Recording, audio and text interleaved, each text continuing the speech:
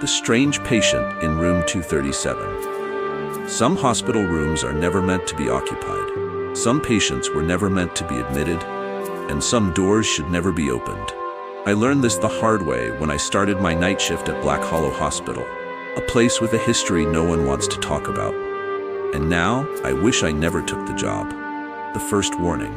It was my first week working the night shift as a nurse. Black Hollow Hospital was old, built in the early 1900s and rumored to be haunted. Staff whispered about strange occurrences, patients disappearing, lights flickering, voices coming from empty rooms. I didn't believe in ghosts, but then I saw the patient in room 237. Or rather, I saw the records. According to the system, room 237 had been unoccupied for over 30 years. Yet, every night, the monitors showed a heartbeat. The forbidden room. At first, I thought it was a glitch. I asked the senior nurse, Linda, about it. She froze, her face turning pale. "Don't go near that room," she said, her voice barely above a whisper. "Why not?" She shook her head. "Because if you do, it will know you." She wouldn't say anything else. But curiosity is a dangerous thing, and I was about to make a terrible mistake. The first encounter around 3 a.m., I was doing my rounds when I heard it. A soft beeping. The heart monitor from room 237. I stopped in my tracks. It was impossible. There was no patient in that room. Slowly, I turned toward the door. The number 237 was faded, barely readable. Something inside me screamed not to open it, but my hand was already reaching for the handle. I pushed the door open, and my life changed forever. Inside room 237. The room was dark, the air heavy with the scent of old blood and something rotten. The bed was empty. The machines were covered in dust. But the heart monitor was still beeping. That's when I saw it. In the corner of the room, a figure sat in a wheelchair. A patient. Their back was facing me. They were covered in a hospital gown, skin pale and stretched thin over fragile bones. Something about them felt wrong, like they had been sitting there for a very, very long time. And then, their head twitched. Slowly, painfully, they turned to look at me. The face I'll never forget. Their eyes were milky white, unfocused. Their mouth was stitched shut with black thread, but their lips moved beneath the stitches. I stepped back, my throat tightening. The patient raised one trembling hand, reaching for me, and then I heard it. A voice, not from the patient, but from the walls. "Help me." The whisper was faint, almost drowned out by the beeping heart monitor. Then, the lights flickered, and the patient in the wheelchair vanished. The security footage, I stumbled out of the room, heart pounding. My hands were shaking as I found Linda in the nurse's station. She took one look at me and knew. "You went in, didn't you?" I nodded, struggling to speak. Linda sighed and turned toward the hospital security monitor. She rewound the footage from room 237 and hit play. I watched the screen, expecting to see myself entering the room. But instead, the camera feed showed nothing. The door never opened. And worst of all, I wasn't in the footage. The truth about room 237. Linda finally told me the truth. 30 years ago, there was a patient named Daniel Whitmore, a man who had been admitted to room 237 after a failed exorcism. He was unresponsive, barely alive. The doctors said his organs were shutting down, but his heart kept beating. One night, a nurse heard him whispering, even though his mouth was sewn shut. The next morning, he was gone. No body, no record of discharge. Just gone. But ever since that night, room 237's heart monitor still picks up a pulse, even though no one is inside. The Mark I should have quit right then, but I didn't. I convinced myself it was a hallucination, exhaustion from working too many late shifts, until I looked in the mirror. That's when I saw it. A small black stitch at the corner of my lips, like someone had sewn my mouth shut while I slept. And when I tried to pull it, I heard Daniel's voice whispering from inside my own head. "Help me." Final warning. I don't work at Black Hollow Hospital anymore. But I still dream about room 237, and every night, I wake up with the taste of blood and thread in my mouth. If you ever find yourself in a hospital at night, don't go near room 237, because if you do, it will know you. And once it knows you, it never lets go.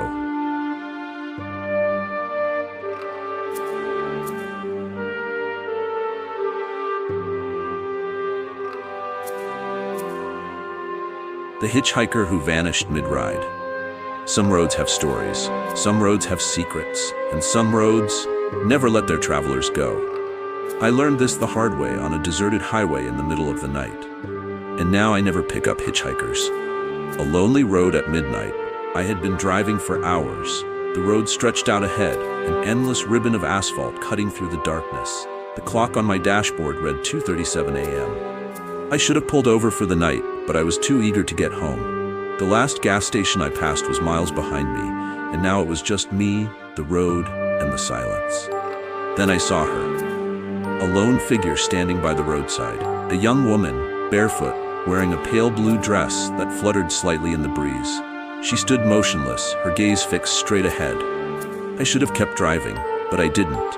I slowed down and pulled over beside her. She didn't react, didn't flinch at the sound of my car stopping. I leaned over and rolled down the passenger side window. "Hey, do you need a ride?" She turned her head toward me very, very slowly. And then, in the softest voice, she whispered, "Thank you." She got in, and that's when I knew something was wrong. A passenger without a shadow. She smelled like rain and something old. Not unpleasant, but strange. As I started driving, I glanced at her out of the corner of my eye. She was staring straight ahead, hands folded in her lap, her posture stiff. The dim glow of my dashboard lights cast shadows on the car's interior. My hands, the steering wheel, the seats, everything had a shadow, except her. I swallowed hard. Maybe I was imagining things. I focused on the road. "Where are you headed?" I asked. She hesitated.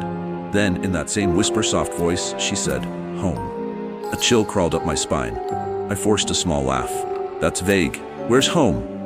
She didn't answer. She just turned her head slightly and smiled.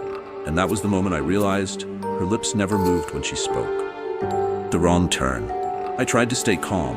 Maybe she was just odd. Maybe she had a condition. I kept driving, hoping she'd eventually give me an actual destination. After a few minutes, she finally spoke again. "Turn left." I frowned. "There's no road there." She turned her head to me, her dark eyes wide and unblinking. "Turn left." A deep, uneasy feeling settled in my stomach. I shouldn't do it, but somehow my hands moved on their own. I turned the wheel. The moment I did, the road changed. A road that shouldn't exist. The smooth pavement was gone. My tires rumbled over a rough, cracked road, lined with trees that hadn't been there a second ago. Fog curled around the car, thick and suffocating. My headlights barely cut through it. "What is this place?" I muttered. Beside me, the girl smiled again. I slammed on the brakes. "This isn't right," I said. "Where the hell are we?" She slowly lifted a hand and pointed ahead. I followed her gaze, and my blood ran cold. There, in the middle of the road, was a house. An old, rotting house with boarded-up windows and a sagging porch. And on that porch, a dozen figures stood waiting. The people in the fog. Their faces were pale, eyes hollow and sunken. They stood motionless, watching my car, watching me. I turned to the girl, my voice tight with fear. "Who are they?" Her lips didn't move, but I heard her voice inside my head. "Home." I reached for the door handle, desperate to escape, but she grabbed my wrist. Her fingers were ice cold. "You brought me here," she whispered. "You have to stay." The figures on the porch stepped forward, and then she smiled wider than any human should be able to smile, and the world went black. The aftermath. I woke up alone. The sun was rising, painting the sky in soft pinks and oranges. I was sitting in my car, parked on the side of the same highway where I picked her up.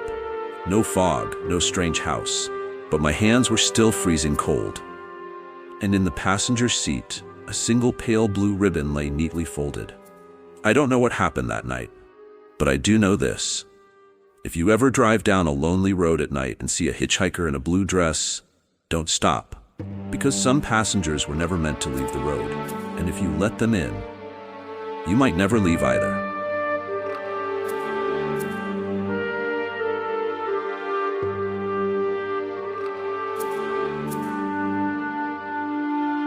The laughing shadow in my bedroom. Some nights, when the world is silent and the darkness feels heavier than usual, you might hear something. A whisper, a creak, a laugh. That's how it started for me. But by the time I realized what was happening, it was already too late. A sound in the dark. It began on a cold November night. I was home alone, curled up in bed, scrolling through my phone. The wind howled outside, rattling my bedroom window. It was just another ordinary night until I heard it. A laugh, soft, muffled. and it was coming from inside my room. I froze, my breath catching in my throat. I turned my head slowly, scanning the darkness. Nothing. I exhaled, shaking my head. Maybe I was imagining things. I put my phone down and pulled the blanket tighter around me. Then, the laugh came again. This time it was closer, something in the corner. My heart pounded as I reached for my bedside lamp. The moment I flicked it on, the laugh stopped. I scanned my bedroom. Empty. The closet door was shut. My desk was untouched. The only thing in the room with me was my reflection in the mirror on the opposite wall. I let out a shaky breath. Maybe I was just overtired. I turned off the lamp and lay back down, pulling the covers over my head. That's when I made my mistake. I turned toward the wall, and out of the corner of my eye, I saw it. A shadow standing in the corner of my room, tall, thin, grinning, and when I blinked, it moved. A shadow that shouldn't exist. I gasped and shot upright, scrambling for the light again. The second the bulb flickered to life, the shadow was gone. I sat there, panting, my pulse thundering in my ears. My room was exactly as it should be. No one was there, but I wasn't convinced, because as I sat in that awful silence, I swore I could still hear it. A breath, a giggle. It was hiding, waiting, and somehow I knew it wasn't leaving. The laugh that never stopped. Over the next few nights, it got worse. I started sleeping with the lights on, but it didn't help. The laughing shadow was always there, watching me. I'd wake up at random hours, feeling an unbearable weight in the room, like the air itself was thick with something wrong. Some nights, I'd hear it whisper. Other nights, I'd see movement in the mirror, even when I was perfectly still. And then, one night, I made the worst mistake of all. I spoke to it. "What do you want?" I whispered, my voice barely audible. For the first time, the laugh stopped. Silence. Then, "I want to laugh with you." The voice didn't come from across the room. It came from right beside my bed. "It's getting closer." I didn't sleep that night. The next morning, I checked every corner of my bedroom, my closet, my drawers, behind the curtains. Nothing, but the feeling of being watched never went away. By the end of the week, I stopped going into my room entirely. I slept on the couch in the living room with the TV on for background noise. It helped, until the night I woke up to find my bedroom door open, and from the darkness beyond it, I heard laughter, the shadow that follows. I moved out 2 weeks later. I thought leaving would make it stop. I was wrong. The first night in my new apartment, I heard it again, a soft, muffled laugh coming from the shadows in the corner. It followed me, and now no matter where I go, no matter how many lights I turn on, it's always watching, waiting, and laughing. A warning. If you ever wake up in the middle of the night feeling like someone is watching you from the darkness, if you hear laughter when no one else is around, whatever you do, don't laugh back, because once you do, it never leaves.